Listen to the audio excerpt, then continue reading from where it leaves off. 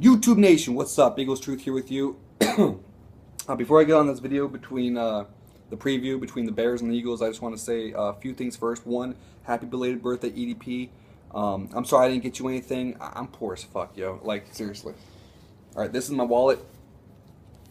Alright, and as you can see, I only got like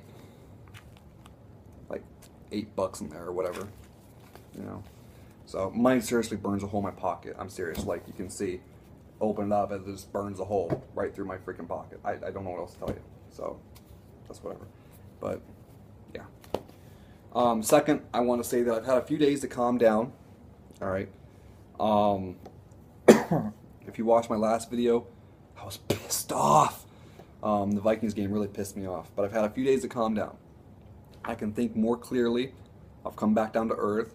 And a lot of you Eagles fans need to come back down to earth too. I'm going to explain why. A lot of Eagles fans, EDP included. Now, I love EDP's videos. I love watching his videos. He's very entertaining. He's a hell of an Eagles fan, and I respect the hell out of him. But in one of his later videos, he said that the Eagles lost to the Minnesota Vikings without their best player, Adrian Peterson. Got blown the fuck up. How the hell do you expect us to beat the Bears? That logic is flawed, and I'm going to tell you why. We beat the Lions and the Cardinals, which are good teams. The Cardinals are 9-5, and I would argue are even better than the Bears. You know, you can argue either way, but they're either very evenly matched, or Cardinals are better. All right, and what if the Cardinals were our next game? You'd probably say the same thing. Like, we got blown up by the Minnesota Vikings. How the hell do you expect to beat the Cardinals? Well, we did. So you see, like, you can't really utilize that. That's all I'm saying. So you guys need to come back. I know it was a bad loss. It was. Did we overlook them? I don't know. Was it just a weird week in the NFL? I don't know. Okay? It was a weird week in the NFL in some degrees. Like the Saints losing to the Rams. Now, the Rams have been surprising some teams, but Drew Brees was off on his throws. And he's one of the 3 or 4 elite quarterbacks in the league. And he was just off. The Chargers beat the Broncos. The Dolphins beat the Patriots. Green Bay comes back and has a comeback of the ages against Dallas. Like, it was just one of those weeks, maybe. I don't know. But don't sell us short and think that we can't beat, you know, like an 8-5, 9-5 type teams. You know, we did already. Okay, so calm down. Just calm down. All right.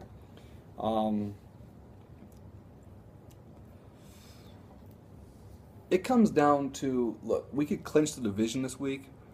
It's possible. We could even actually clinch the 3 seed this week if the 3 or 4 seed matters to you. To me, I don't really care if we get the 3rd seed or the 4th seed. Either way, you win the division, you go to the playoffs, you have a home game.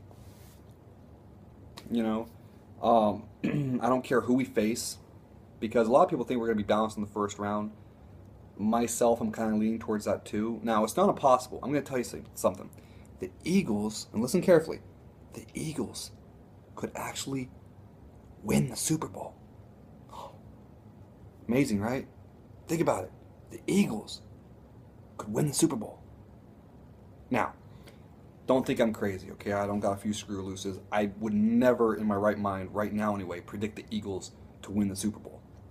I'm just telling you, if you make the playoffs, anything is possible. Don't ever sell this team short if we're in the playoffs.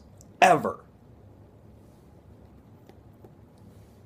Did anyone have the 2007 Giants winning the Super Bowl? Last year's Ravens, maybe? I mean, anything can happen. I remember a few years ago and everything, the Saints were favored to go to the Super Bowl, and they got upset by a terrible Seahawks team. Well, I can't say terrible because if you make the playoffs, I guess you're not terrible, but you know what I mean. Marshawn Lynch just ran all over them. Anything is possible. Now, I would probably lean towards us getting bounced in the first round, though. So, does it really matter who we face? Even if we win that first game, what's one playoff win? You know what I mean? Like, you're still... There's levels, okay? 1, do you make the playoffs? And 2, do you win the Super Bowl? Anything in between there is the same as just making the playoffs to me. So that's what that is. So I don't care if we're 3rd or 4th seed. I don't care who we face, whatever. We make the playoffs. We got past that point. Now, the next question is, will we win the Super Bowl? Well, if your answer can't be, well, we're facing this team, so we're not. Well, who cares how we face it? This team's so good, 10-1, we're going to have to beat them to get to the Super Bowl anyway. So what's the point?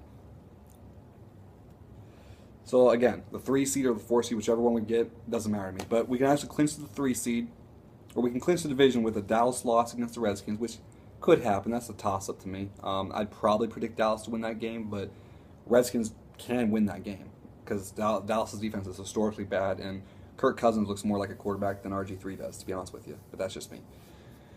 And us winning over Chicago. We can clinch the 3 seed with both of them happening and a Green Bay loss. Now, I don't know who Green Bay's playing, but yeah, that can always happen if they don't have Aaron Rodgers. So, this preview, okay? I look at it like this. LaShawn McCoy better get a lot more touches because Chicago's run defense is terrible. So I would test that running defense early and often. Now, if Chicago proves that they're stopping it and we're not getting nowhere, then okay, stop beating your head against the wall and pass. All right, this stupid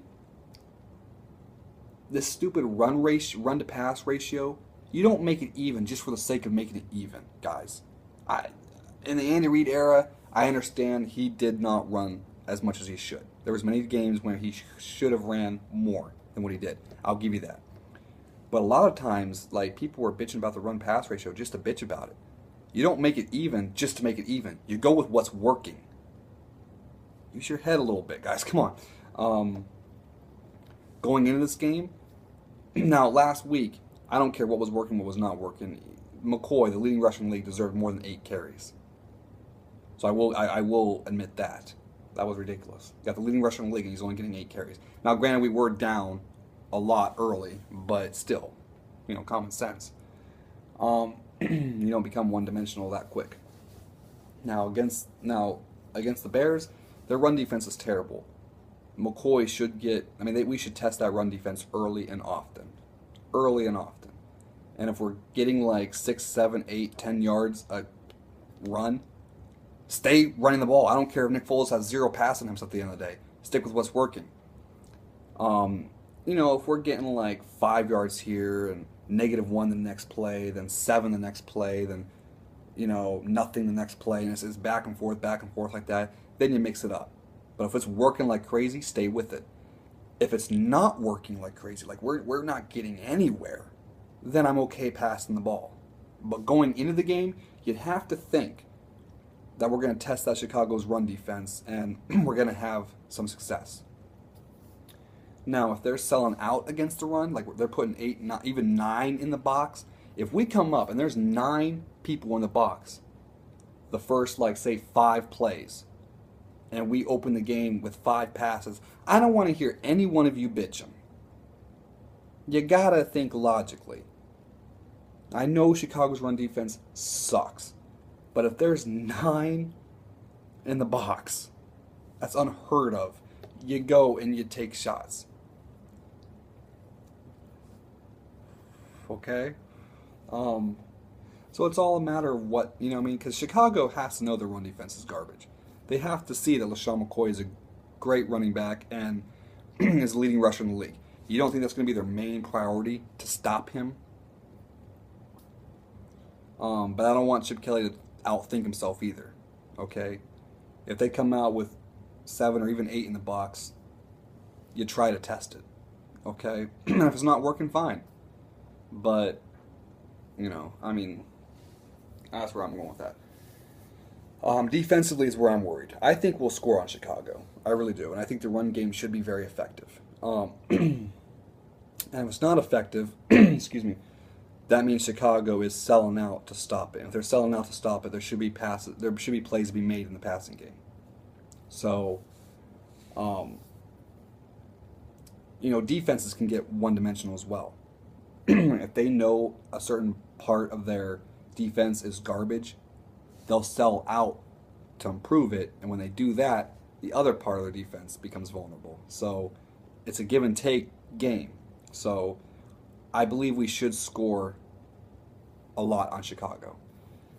My fear is that Chicago is going to score a lot on us as well. So it could be a high scoring game. But with that said, it should be a very even game as well. People think we're just going to get blown out. Hold on. Okay? Anything's possible in the league. We could get blown out. Or we could blow Chicago out. Or it could be a close game. If I had to put my money on it, I would say it's probably going to be a close game. I think it's going to be a high scoring, close game. If Dallas loses to the Redskins, I think that gives us a little burst of momentum. I think that gives us a little extra oomph, because the fans will be into it. They'll know that we can clinch the division this game. The players should know the scenario and know that we can clinch the division. It should just give us that little extra oomph, and maybe that's enough to get us, to get us over. If Dallas wins against the Redskins, we might even rest our players. I don't know. Do you want to continue going on pace to try to get the 3 seed? Is it that important to you? Is it that important to you that you get the bad taste out of your mouth from last week before we go into Dallas? If that's that important to you, then you play hard. Or is it more important that we stay healthy or get healthy, and the remaining players that are healthy to stay healthy before we go into Dallas? I would hate for it to be, for the most part, a meaningless game and we lose LaShawn McCoy or Deshaun Jackson or D'Amico Ryans or someone important. I would hate for that to happen. So to all people saying, falling off the earth going, oh my God, we lost to Minnesota. Oh my God, now we're not making the playoffs. Now we suck. When we were so hyped about our team before that game. Now hold on. We're still first in the NFC East. We still got a game lead. We still got, statistically, a better chance of making the playoffs than Dallas right now, just because, Dallas has no way they can win the NFC East this week. We do, So statistically, we have a better shot at making the playoffs. We just gotta chill out. I'm trying to rope you guys back in. Okay, trying to rope you guys back in. Hang in here with me. I say if I'm gonna make this prediction kind of weird, and it's probably wrong to do it this way, but I'm just gonna do it this way. If Dallas loses to the Redskins, I say we win like 34-31, something like that. Close, somewhat high-scoring game. If Dallas beats the Redskins, maybe we lose like 34-31 or something like that. Something like that. I just think like the player, it'll take out a lot of steam from the fans and the players if we know that this is essentially a meaningless game, because it'll be very meaningful for Chicago regardless. So, if we have a chance to win the division this week, in this game, I can see the fans being into it. Sunday night, prime time, at our place. Division essentially can be won. I think it would give us a little, like I said, a little extra oomph to come through. So that's it. That's my prediction. I know it's kind of wishy-washy. Like, well, if this happens, Eagles will win. If this happens in another game, Dallas or Chicago win. It's a close game. It's a close game, and I don't want to seem like a homer all the time. So, but at the same time, I still have confidence in my Eagles. So that's kind of my out on this one, guys. I don't know what to tell you. So we'll see what happens.